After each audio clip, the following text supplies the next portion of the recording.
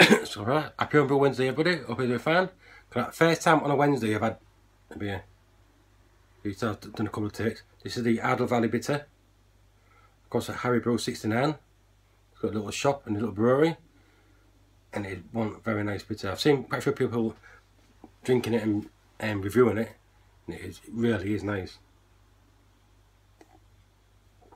A bit of lacing, carbonation. Not a lot of bitterness, which I do like. I will be doing this one again because I was going to do the Yorkshire Bitter out the barbel. So I enjoyed that one and enjoyed this one, so I think I'm going to do both. It really is nice. So what's going on in here, in this world? Didn't do a video last week. I didn't really have much to report. I had a brew on the go, that the Evil Dog at double IPA, and I still had to bottle the rhubarb wine. And I managed to bottle 25 bottles of wine out of, I think, about 19 litres. And son-in-law, bloody hell, my brother used to drink a lot of wine. So I asked her to save me some bottles. She did it over like a couple of weeks. And she saved 20 bottles of these Hardy's bottles. And what I've done is used the original tops. Because normally I use the plastic ones like that, and we can redo them. And in them ones, you still have the same little bit of cardboard at the top. So once you screwed it on, it compresses, stops it from coming out. So I've reused them. I've had a few people saying that you can reuse them a couple of times, and obviously bin them. Then once I've binned it, I can go back to the red top. So I managed to bottle, I think it was about 25 bottles of wine, rhubarb wine. And the 10 bottles I did before, I've got 35 bottles of rhubarb wine to get through. So I've got a few there, can't go wrong. Some of them I've took the labels off. The front labels have come off easy. The back labels, I'm not fussed. I mean, I'm not going to sit there looking at a label all night. I'm going to sit there drinking the wine. And I've put it into an Echo. I put one into an Echo Falls. Look how clear that is. Oh, look at that. The size of that conch. You know what I mean? It really is clear. Because I think I've left it that long. It cleared itself out. It's pretty good there. And this worked out at probably about between 12 and 15%. So it's quite strong. I've got, like I say, I bottled it. The Evil Dog RWIPA. I've put that into me. One of the sorted out. I'll show you in a minute. Done that. I've got no more brews, but I mean, I've still got all them to fill. And what's down here? Mrs. complaining, saying I'm taking up all the bloody counter. So it's my little brew house. And I'll just move that. I'll show you a few little additions, what I've got over the last week or so. Fridge freezer. I fetched it upstairs. So the main reason is because of that.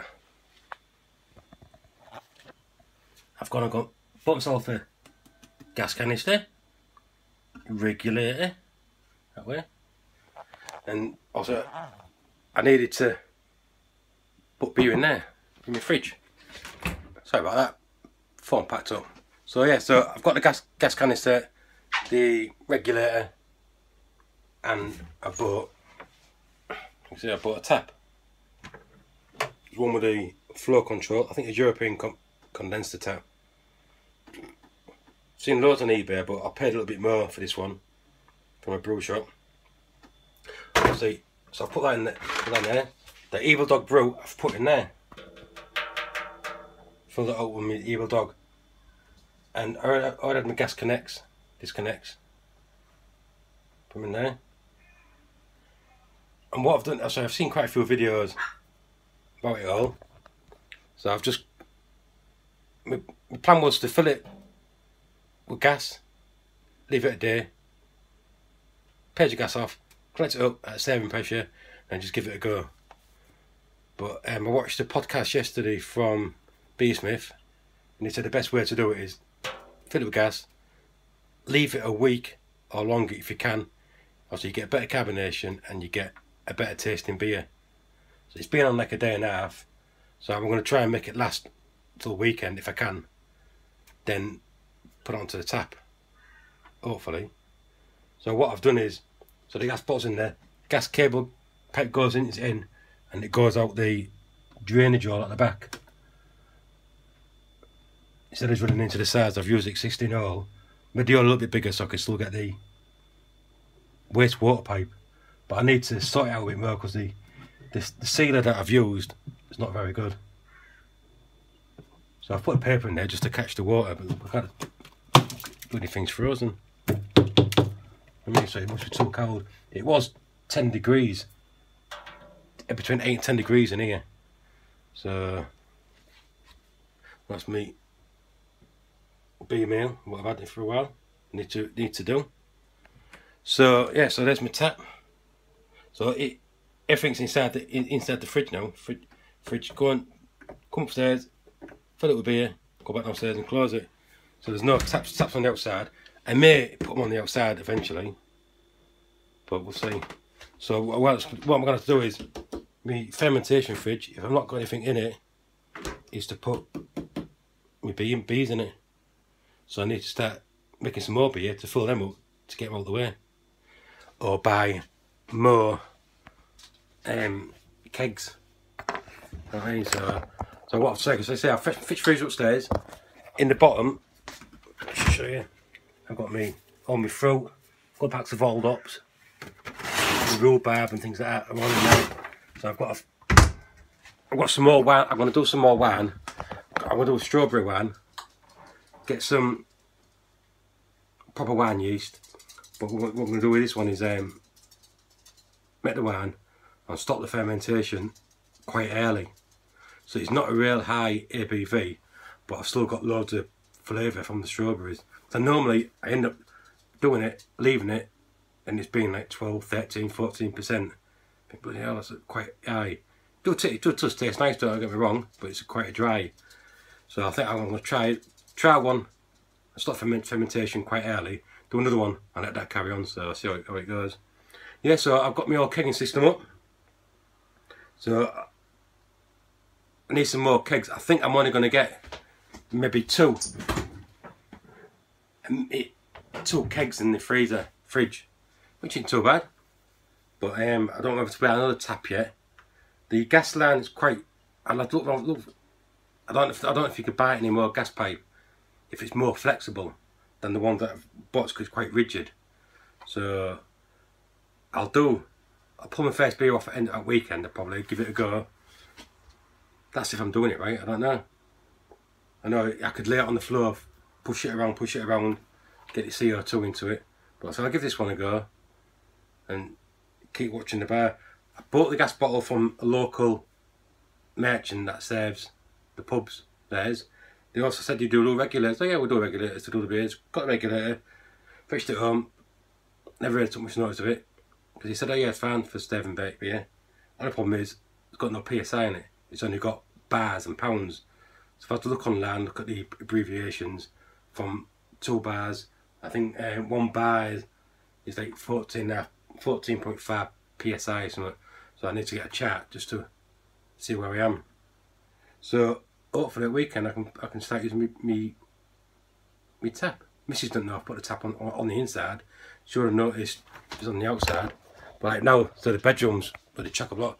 And she complains all my bee stuff on there, on top of the wardrobe. Then I've got shelving up there with bits and bobs up there. That's where I normally ferment everything. There's my wine.